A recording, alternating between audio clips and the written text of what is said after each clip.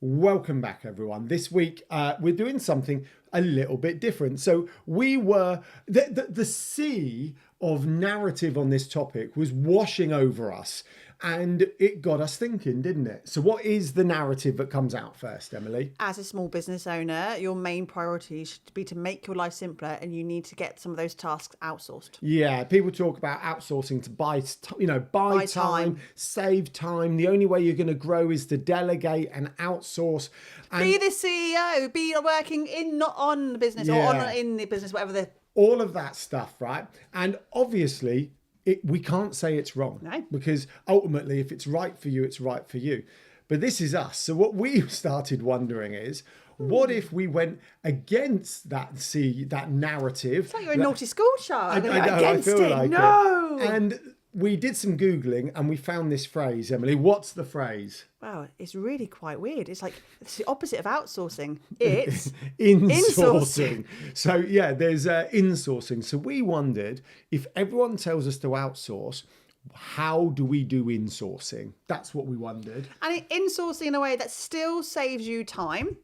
That's Still- the priority. yeah, We still- agree with buying time. Yeah. Absolutely. You can't, you need to be able to run your life as well as your business and not, drop down dead because you're absolutely exhausted. So yeah, saving you time and being efficient and generally, being able to do those tasks in a way that makes sense without it being an absolute drain on everything else you're doing. Yeah, we get it. Now, look, a few caveats before we start. We do outsource our bookkeeping and our accountancy. That we definitely do Yes. because I'm rubbish at maths and Well, I just have no idea. Like we always say, if you are going to outsource, you have to understand. But I'm going to be honest, when our accountant talks tax to me, I feel like an 8-year-old being taught Pythagoras. But not only theorem. do you just the grey fog comes about and I'm like, just tell me when it's time. If you're like us and you have no idea what it is when it comes to tax, let us know in the comments. Say tax is a no for me. Not as in you don't pay it. HMRC, calm down. But as in you don't get it. Right. So are we doing our 5 things we do to insource? Yeah, so we thought it'd be really good to give you some of our 5 top tips for insourcing that still allows you to be the most efficient you can be in your business. And one of the biggest things as well is to make sure that you're keeping on track with how your business is growing and your brand identity and making sure everything feels lovely and... Oh, look, you've got a written down list. We have a list. Now, number 5 is my favourite. That's the kind of biggest one. But you've got to start at the beginning, haven't you? Let's start at the very Okay. beginning. I'm doing my little... Oh, you don't want me to sing. Are you doing a jingle? What's this, Greg James? Go on then, do your jingle. No, it's okay. No, do a jingle. No one needs to hear my singing voice. Let's start at the very beginning. That wasn't bad for me. Go on, your turn. Come on, sing a song. Let's start at the very beginning. Okay, if you think we should never sing again, let's know. Well, in I the thought that comments. after the Mailer Light video we did a couple of years ago that you still bring out every Christmas, so no. Yeah, mailer light video. Oh, there, apparently. Right, look, number 1, let's get on with this. As online visibility specialists, that's our kind of core. This is something we teach everyone to do, and that's how to repurpose your content Major. efficiently, right? Because you don't need to be creating, well, you do need lots of content, but how you utilize those one pieces of content more and more and more is the answer, because you can use it across platform in many different ways. And if you've written a blog, you don't just post it on your social media once. You can repurpose it into reels and short form and whatever else you choose to do. But repurposing. Any thoughts on repurposing, Emily? No, it is your friend, and like you create incredible content for your business from that content perspective, and yeah, it deserves to be seen more. And we all know that all those nasty algorithms out there will never show your content anyway. So make sure that you give it as much chance as possible to be seen and working for you, and in the long run you'll get more business. So. Yeah, absolutely.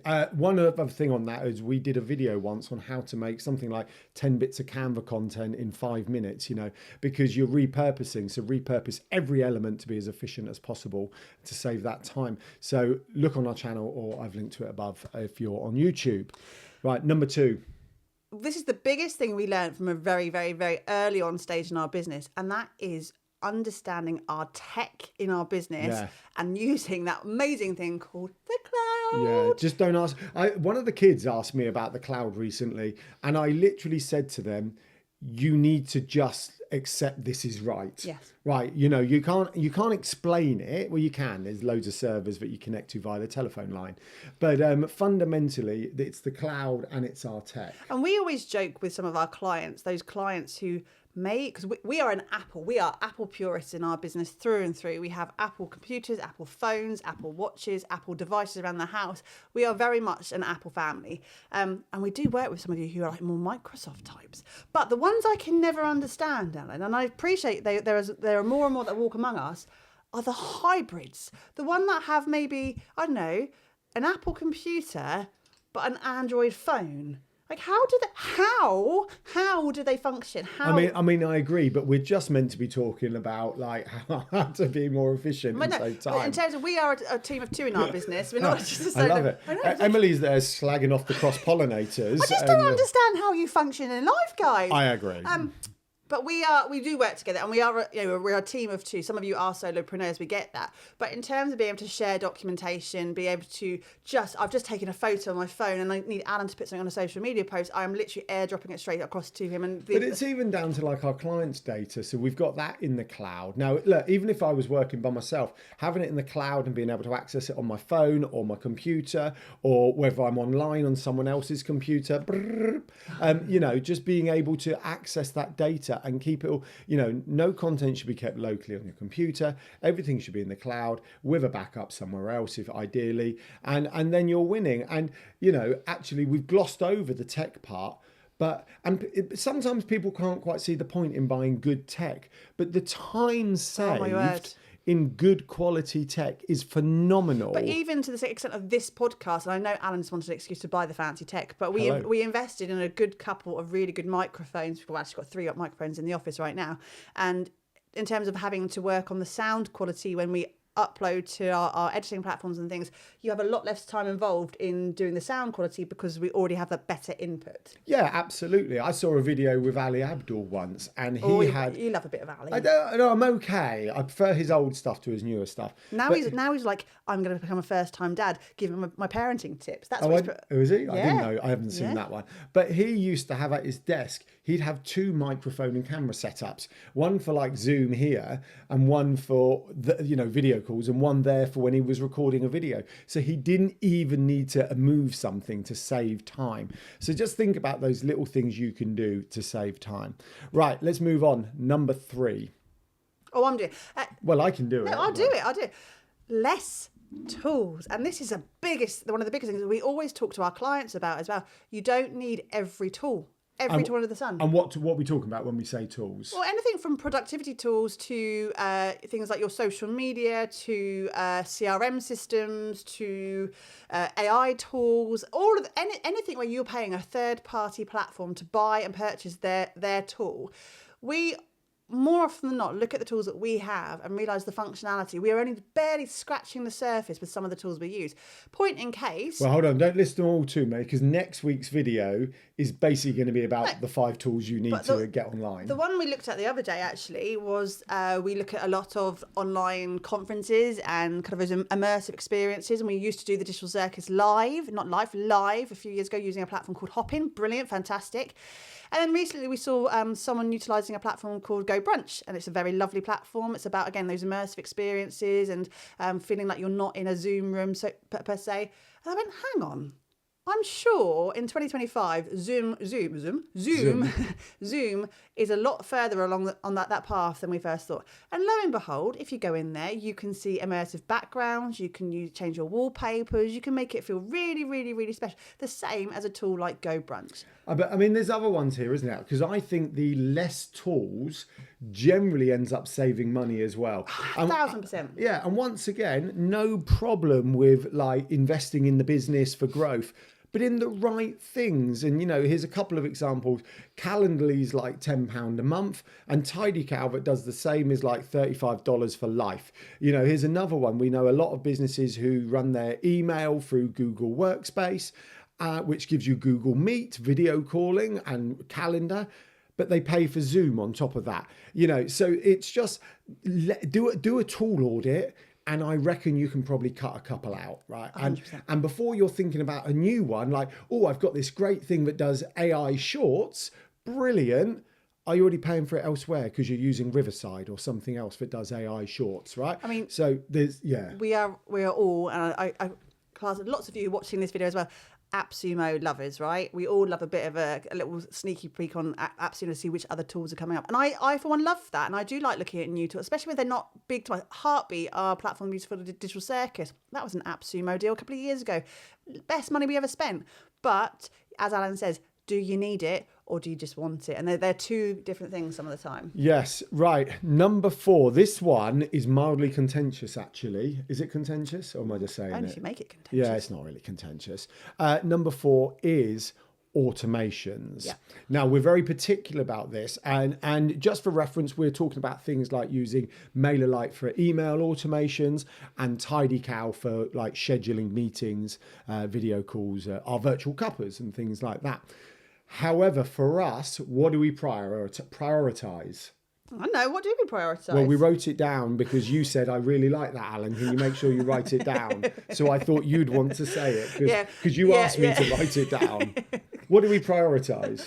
We always prioritise the human touch. And that's always big for us. And any of our previous campaigns and marketing stuff or events we've done, you'll know by now, if you followed us for a long time, human connection always. We are all about people. And if you automate to within an inch of your life with everything that you do, you kind of can sometimes miss that little bit of human magic and having those conversations in real time as well. So yes, thinking about what you automate and why you're automating it, we definitely want to save you time, but what is that human piece that you're putting into the puzzle? Yeah, because we've got that, you've got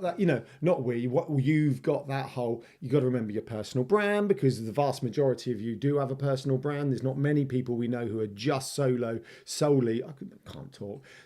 going with business brands. The vast majority have a personal brand. So therefore, that human connection piece needs to be there somewhere, but actually backing it all up with the automations where they are right need to be is the answer. But that's why we always feel with things like social media, scheduling, or using a third party to do your social media management for you, is that ultimately, whatever you put out there, you should be responding to and engaging with and having conversations. # be social on social media always. You know the drill. So that time needs to be spent out there doing it. So you might as well be doing it properly yourself in the first place. Yeah. Number 5, this is the last one. And this is probably the biggest thing you can do to save time before we get to our caveats, by the way. Yeah. The biggest thing you can do to save time within your business when insourcing is choice. What are you choosing to do? What do you have to do? What do you want to do? What do you need to do? What can you say no to today? That's a huge one. Yeah. Noise. You know what Zamo said, don't you? Just say no. Oh God, I'm turning into you. You are turning into you. I knew what you were going to sing. I know. Well, I did say, you know what Zamo said, so hopefully you knew. Anyway. I massively think we all have the choice, and we all have we have the same 24 hours in a day. Yeah, we don't. But you choose what you do with your time, and I think you can listen to the narrative out there all the time. It's like there is so much going on. There's so you shoulda, coulda, woulda be doing all of these things. No one is there telling you have to do those things. You choose to do those things, and you know what's right for your business. So make sure you're choosing to spend your time wisely on those tasks and not filling time like a gas. It's a big thing. You have as much time as you want to commit to those tasks, and you do it efficiently and well. Yes. So a few caveats. We are huge and always will be on business on your terms. Massively. So what is right for us is not necessarily right for you. So, you'll know what you want to outsource. There might be a task that you just can't do or you don't like to do. So you decide to outsource it, or you decide to find someone who's better at a task than you. All of these reasons make sense. But make sure it's for the right reasons. Or a classic one was a client of ours once. We came and had a chat. She said, can I outsource my SEO to you? And we said, well, you can, but it's not really what we do. We're more about teaching you how to grow online properly. Yeah. And she said, yeah, but I pay a couple of grand a month. I'm after, I like you guys. I want a review anyway, blah, blah, blah. So the first thing we said is, what are they doing for that $2,000? And she said, they're doing my SEO. I don't really know. I get an email report once a month that I don't really read. Okay, wow. So we had a chat. Many layers of wow. Yeah, many layers of wow. We had a chat. We talked through it. We showed her some stuff. and she cancelled that spend, right? And she took it in-house because she realized they were already doing the work. They just needed to adjust what they were doing. So outsourcing's fine. Understand what and why and be able to have the conversation, unlike me and tax. And, that's that. I really, just as my final thought is that, the narrative. Are we doing final thoughts this week?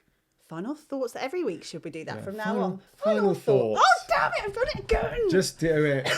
In terms of, the narrative out there says outsource to be more efficient, to grow your business, to work on your business, not in your business. All those things say you should outsource. However, we are definitely 100% on team insource if that is what you want to do.